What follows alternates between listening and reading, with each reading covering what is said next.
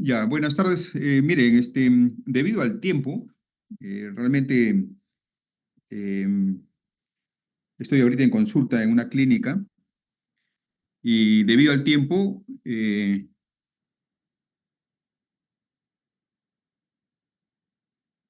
vale, vamos a hacer las cosas más puntuales. He reducido algunas diapositivas, em, pero las cosas generales que se entienda y cosas concisas que les ayuden para tanto el examen y tanto para conocimientos en la parte de su formación.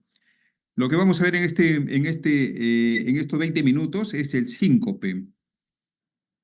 Eh, se habla y se menciona y se ha descrito de que a nivel mundial, el 20 al 30% de la población a nivel mundial le ha dado, aunque sea una vez en su vida, un episodio de síncope. ¿Sí? Entonces, mire la naturaleza que es esta entidad nosológica. Y también el impacto que produce en el mismo paciente y en la familia, porque solamente denotar o solamente apreciar de que una persona pierde el conocimiento como tal, entonces el impacto es tremendo, que busca inmediatamente la ayuda del médico, ¿no? Como vamos a ver más adelante, el síncope es una entidad de que tenemos que hacer en primer lugar el descarte que no sea de origen cardíaco, porque es el más peligroso. Pero nadie se muere por un síncope. O sea, el síncope no te va a llevar a un desenlace fatal, pero el síncope sí, indirectamente, sí te puede llevar a un desenlace fatal. ¿Por qué? Pierdes el conocimiento, ¿no? Te caes, te golpeas, te fracturas la cadera, te caes, te fracturas el cráneo, te fracturas, te golpeas algún órgano interno,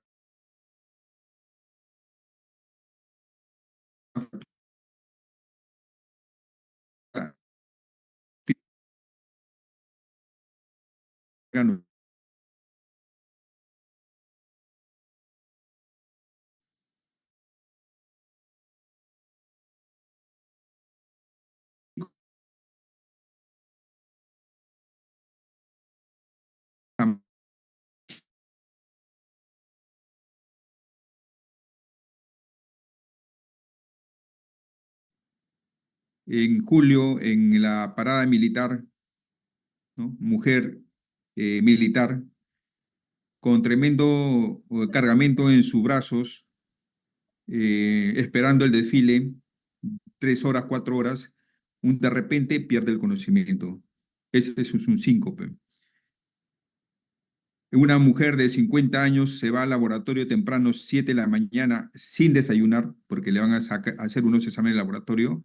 Solamente el hecho de ver ella la sangre, pierde el conocimiento, es un síncope. Un jugador de fútbol, 25 años, en pleno partido de fútbol, como muchos de ustedes han visto, pierde el conocimiento. Hay algunos que terminan en un desenlace fatal. Es un síncope, ¿sí? Pero, como vamos a ver, el síncope cardíaco sí es el gran detalle, el gran problema. Pero el resto, la mayoría, más del 75% de los síncopes, no son cardíacos, son de otro origen. Hombre de 80 años, 85 años, al levantarse por las mañanas, después de dormir, se levanta, da 2 pasos y pierde el conocimiento. O un joven adulto en el baño, miccionando, pierde el conocimiento, también puede tener un síncope. Entonces, miren la variedad que hay de presentaciones del síncope. Y eso impacta bastante en el propio paciente porque le dicen, oye, tú perdiste el conocimiento, se asusta, él no recuerda nada. Y el impacto también es para la familia, para las personas que lo rodean, porque se comienzan a asustar. ¿Qué pasó? Creen de que va llegando a un desenlace fatal, pero no es así. Entonces, vamos a hablar sobre el síncope, ¿no? El síncope está definido como una pérdida transitoria de conciencia. Y miren, la pérdida transitoria de conciencia lo vamos a clasificar de dos grandes grupos. La traumática, ya entendemos que por un trauma craneal o un traumatismo encefalocraniano, vamos a tener una pérdida transitoria de conciencia. Y la otra es la no traumática. Esta, la por traumatismo, no, de aquí no entra el síncope, no vamos a hablar síncope, pérdida nada más de la conciencia por el golpe, por el traumatismo. Pero la no traumática lo vamos a dividir en estos cuatro grupos. El síncope como tal, los ataques epilépticos, el psicogénico y de otras causas raras. Entre las otras causas raras hay que tener en cuenta que estamos hablando del síndrome de robo de la subclavia, los procesos eh, isquémicos transitorios, las hemorragias subaracnoideas y esos ataques anóxicos y anóticos en algunas entidades con pacientes, por ejemplo, con cardiopatías congénitas, ¿no? El psicogénico, aquellos ataques psicogénicos no epilépticos, como definidos o tiene un contexto de un estrés o de una depresión o de una ansiedad, y los ataques epilépticos, esos ataques con convulsiones tipo tónicos, con convulsiones tipo clónicos, o la combinación de tónicos con clónicos y los atónicos inclusive. Entonces, todo esto se asemejan a un síncope, pero realmente no son síncope. Son entidades diferentes que tienen otro tipo de presentación clínica. Entonces, el otro grupo, gran grupo que nos concierne hoy es el síncope. Y el síncope lo vamos a clasificar en tres grupos. El síncope reflejo, la hipotensión ortostática y la cardíaca. Entonces, miren, el síncope es una pérdida transitoria de conciencia. Pero ¿qué es lo que es pérdida transitoria de conciencia? Que abarca todo esto. Entonces, definimos nosotros qué es pérdida transitoria de conciencia. La pérdida transitoria de conciencia es aquella pérdida de conocimiento que es real o aparente, que se caracteriza por una amnesia durante el periodo de la inconsciencia. Hay un control motor anómalo, no control esfínteres, hay una falta de respuesta, le mueves al paciente, no responde, pero la duración es bien corta. Y de esto nace la definición de exactamente qué es lo que es síncope, la cual se va a diferenciar de estas otras entidades. Entonces, el síncope tiene su definición bien exacta, y según esta definición nosotros podemos discernir de que si estamos frente a un paciente con un síncope. Entonces, ¿qué es el síncope? Es la pérdida transitoria de conciencia que está determinada fisiopatológicamente, como vamos a ver más adelante, un cuadro debido a una hipoperfusión cerebral que se caracteriza, mire, eso es importante, por un inicio repentino, rápido, brusco, de una duración bien corta de segundos y de una recuperación espontánea completa, y el paciente solo se reincorpora, él solo, nadie hace nada, él solo en unos segundos ya se levantó, ya despertó, ya abrió los ojos. Ese es el síncope. También hay que determinar lo que es la hipotimia, porque a veces podemos confundir la lipotimia con el síncope. La lipotimia viene a ser el presíncope, como lo manifiestan algunas personas, algunos médicos, que como que me quiero perder el conocimiento, como que me mareo, como que veo todo oscuro, pero no hay caída, no hay una pérdida de conocimiento completa.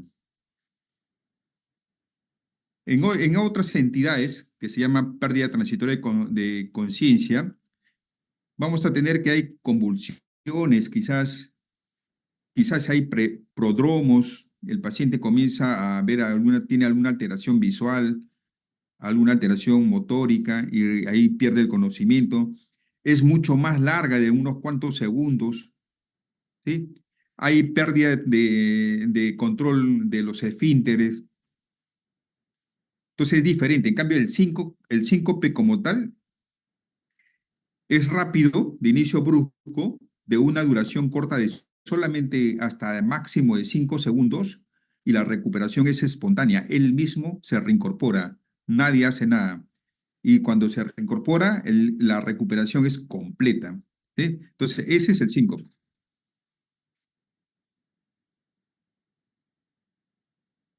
La clasificación del síncope, nosotros, como le mencioné al inicio, son tres grupos.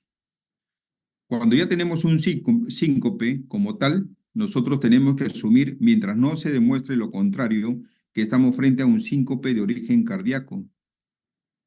Para eso tenemos que discernir o tenemos que excluir que no sea un síncope reflejo y que no sea un síncope debido a una hipotensión ortostática. Y si no es ninguno de estos dos, nos quedamos con el síncope cardíaco y tenemos que buscar la causa del síncope. Miren que el síncope reflejo es el llamado también muy antiguamente el neuromediado. Generalmente lo vamos a clasificar en dos grandes grupos, el vasovagal y el situacional. El situacional, como se menciona, es determinadas situaciones en la micción, en la defecación, en las comidas copiosas, en el tos, en los estornudos, en el ejercicio extenuante, cuando uno toca un instrumento, por ejemplo, de viento, ¿sí? Cuando uno se ríe exageradamente, puede continuar con un síncope. Y el otro gran grupo es el vasovagal, que es el síncope vasovagal ortostático de pie, de esa, como le mencioné al inicio, de la militar que estaba esperando el desfile militar en fiestas patrias, ¿sí? O el emocional, como le mencioné, la mujer que le estaban extrayendo sangre, vio la sangre, tiene fobia a la sangre y pierde el conocimiento, ¿sí? Entonces, esos dos grandes grupos como neuromediado. El síncope, debido a la hipotensión ortostática, hay muchas causas puede ser. Una puede ser, en primer lugar, hay que ver si no está producido por algún fármaco, por un vasodilatador, por el exceso de unos diuréticos, por algunos antidepresivos. Cuando hay un deterioro o hay una pérdida de volumen, o sea, hay una depresión de volumen, cuando tenemos hemorragia, cuando el paciente está con una diarrea persistente, vómitos persistentes, también podemos tener un síncope hipoortostático, de hipotensión ortostática. El síncope de hipotensión ortostática generalmente es más... Otras palabras. ¿Hola? ¿Aló? ¿Hola, me escuchan o no? Estoy afuera. Sí, doctor, sí se escucha. ¿Sí? Ya. El síncope de hipotensión ortostática generalmente es más evidenciado en la población adulta mayor, aquellos pacientes con antecedente de hipertensión arterial, que ya a la larga en los últimos años, después de 10 años, 15 años, 20 años de tratamiento antihipertensivos, ya una persona de 80, 90 años ya tiene tendencia a ser hipotensión. Por eso no sé si ustedes han visto pacientes con hipertensión arterial que ya cuando tienen 85 años, 90 años, a veces ya el cardiólogo le comienza a disminuir la dosis de los antihipertensivos o a veces le disminuye ya completamente. Y como que uno dice, oye, pero si era hipertensivo, ¿y ahora por qué no? Porque hace hipotensión ortostática. Y para eso es fácil el diagnóstico. Le mido la presión en decúbito y le mido la presión en bi o parada, ¿no? Como se entiende, ¿no? Y tengo que ver ese cambio. Entre 10 a 20 milímetros de mercurio, una disminución de la presión arterial. Si echadita la paciente presenta una presión de 120 y cuando yo lo paro a la paciente después de 2, 3 minutos, le mido la presión y le encuentro una sistólica ya no de 120, sino le encuentro de 90 o de 85, estamos frente a una hipotensión ortostática. ¿Sí? Entonces, el otro gran grupo es el de origen cardíaco. Ese es digamos, el más peligroso, el más grave, el que se necesita un tratamiento de fondo. Necesitamos hacer el diagnóstico de qué enfermedad subyacente le está provocando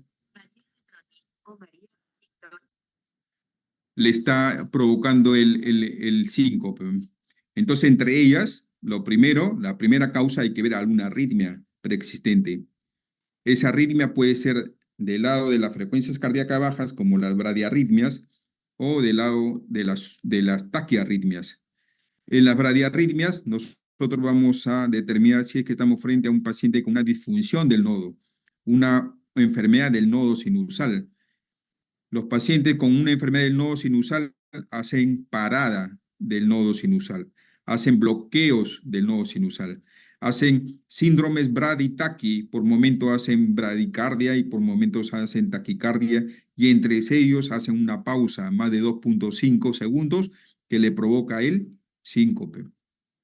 Por otro lado, los trastornos del sistema de conducción auriculoventricular, o sea, los bloqueos del nodo AB, bloqueo de segundo grado MOVIS 1, bloqueo de segundo grado MOVIS 2 o bloqueos completos de tercer grado o los avanzados, ¿sí? Por otro lado, las taquiarritmias también, alguna arritmia supraventricular o alguna arritmia ventricular.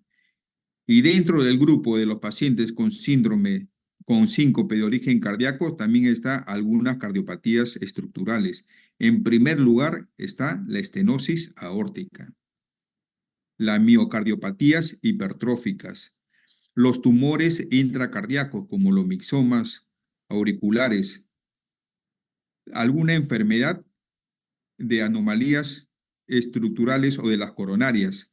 Las coronarias, por ejemplo, son rudimentarias en un lado, en otro lado no, salen de un lado diferente las coronarias, ¿sí? Y por último, también no hay que olvidar que algunos pacientes que ya son portadores de alguna prótesis por alguna lesión en sus válvulas, son portadores de una prótesis valvular, su disfunción también puede provocar síncope, ¿sí? Entonces, miren la variedad en la clasificación y de la clasificación nosotros podemos tener en cuenta, sacar qué tipo de síncope estamos frente a este paciente.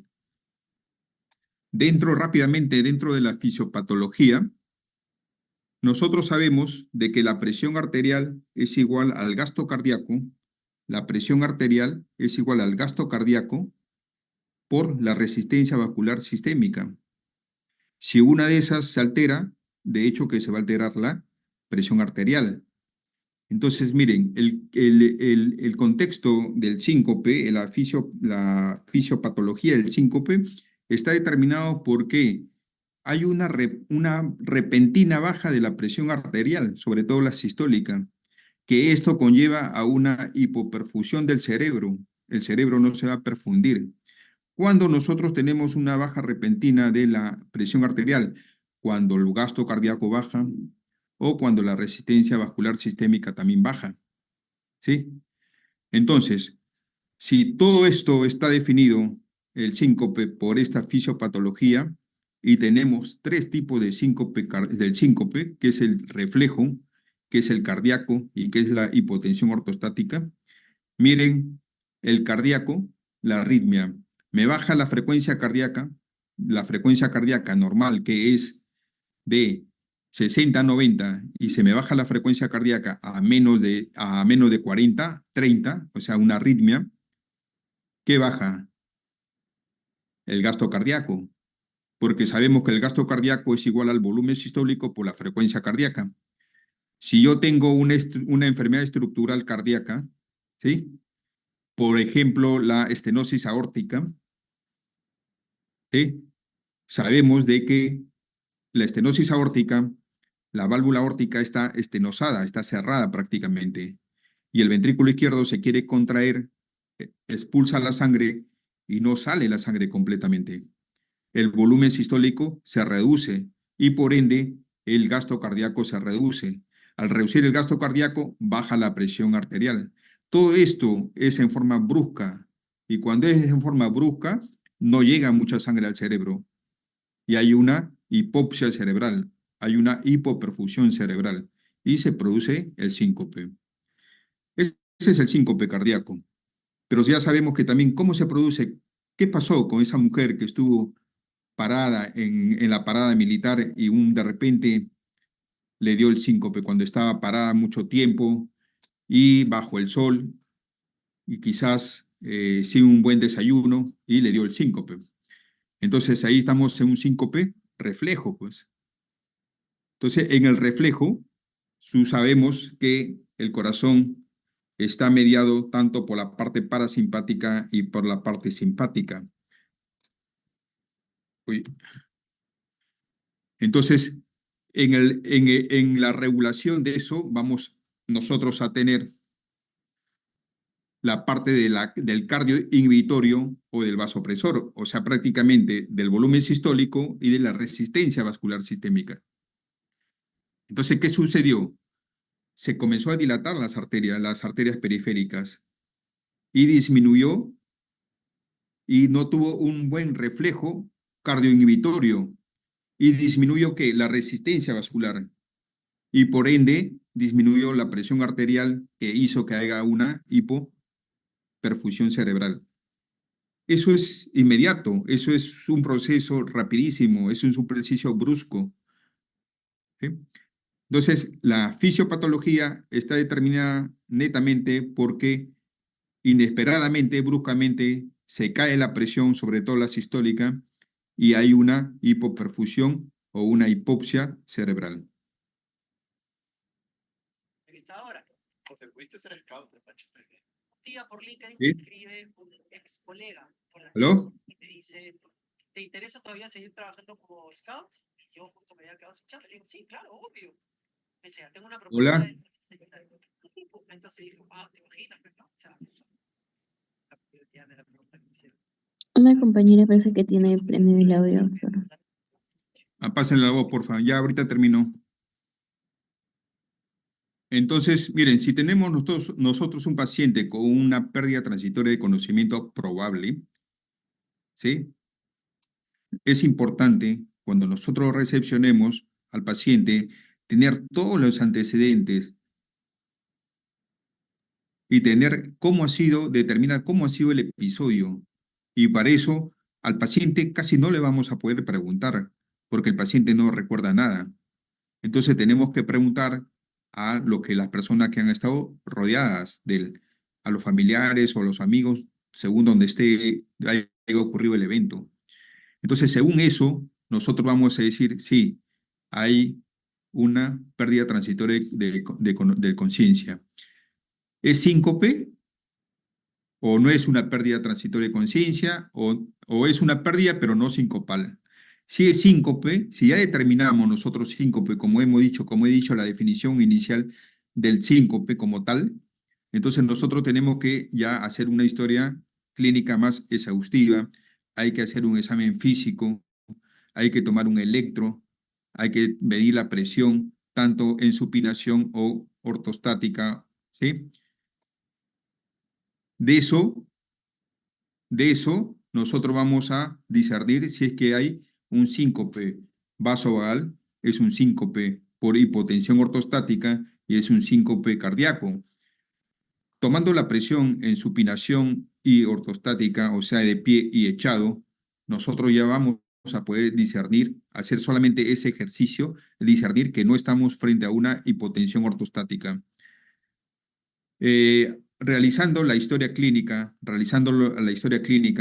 preguntando en qué situación sucedió el evento, nosotros podemos discernir o podemos eh, referir de que estamos frente a un paciente con un vaso vagal debido a una situación o debido a un otro evento. Y si no fuese ese es el caso, entonces nosotros vamos a tener presente de que estamos quizás frente a un síncope cardíaco. Y para eso nos va a ayudar en primer lugar el electro. Si estamos con una arritmia, un ataque, una bradi o un bloqueo, o con electro también indirectamente podemos ver que hay hipertrofia del ventrículo izquierdo. Y si la ocultamos y encontramos un soplo, vamos a decir que estamos frente a una cardiopatía, a una valvular, a una estenosis aórtica. Entonces, pero sin embargo, si el diagnóstico es incierto, no nos ayuda o estamos en duda, entonces, de todas maneras, si no podemos encontrar cuál es la causa y no podemos discernir el reflejo es ortostático o es cardíaco. Entonces nosotros tenemos que estratificar a este paciente, este síncope, ¿qué riesgo tiene? ¿Tiene riesgo el paciente de volver a hacer un nuevo evento o es un evento aislado? Entonces de ahí nosotros tenemos una determinada tabla, la cual nos vamos a clasificar con riesgo alto de eventos graves a corto plazo, con riesgo bajo de síncopes recurrentes y bajo riesgo o recurrencia única o rara. Entiéndase que este es un evento que hay que explicar al paciente y a la familia de que no pasa nada, es un evento simple que no tiene ninguna injerencia, ningún antecedente con probable otros eventos, ¿sí? Entonces no pasa nada. Pero sin embargo, si estamos con un riesgo alto de eventos graves a corto plazo, quizás necesitemos otros exámenes auxiliares, ecocardiografía, resonancia, un cateterismo cardíaco, una tomografía, un angiotén, ¿sí? Nos va a ayudar bastante. Entonces, ya casi para terminar, miren las características, esto nos ayuda de la tabla de esta de aquí, que dice tabla del diagnóstico, cuando el diagnóstico es incierto, véase la tabla 5, esta es la tabla 5. Entonces, si nosotros estamos con un síncope reflejo, tenemos que determinar si es que ese síncope es recurrente, si ocurre antes de los 40 o después de los 40, cómo estuvo su visión, el sonido, el sonido, algún sonido aislado que haya sentido, un olor desagradable o quizás un dolor. O sea, todo eso se tiene que recabar en la historia. Si el síncope fue producido tras un largo tiempo de estar de pie o durante algunas comidas copiosas o estuvo en un lugar concurrido, en un estadio de repente muy caluroso, apretado, todo ajustado, ¿sí? Para poder más o menos ayudarnos de qué síncopes a qué nos encontramos. El síncope debido a la hipotensión ortostática también tiene determinada característica, pero como le menciono, es el mucho más fácil de diagnosticar el síncope, porque solamente yo le mido la presión tanto echado y parado. Y el síncope de origen cardíaco, como le he mencionado, este síncope a veces se produce cuando las personas pues hacen algún esfuerzo físico, ¿no? El paciente tiene antecedente que tiene palpitaciones y ellos mencionan, dice, tengo primero palpitaciones y después pierdo el conocimiento. Tienen antecedente de una muerte súbita de algún familiar cercano, el hermano sobre todo, o la hermana, ¿no? O el padre.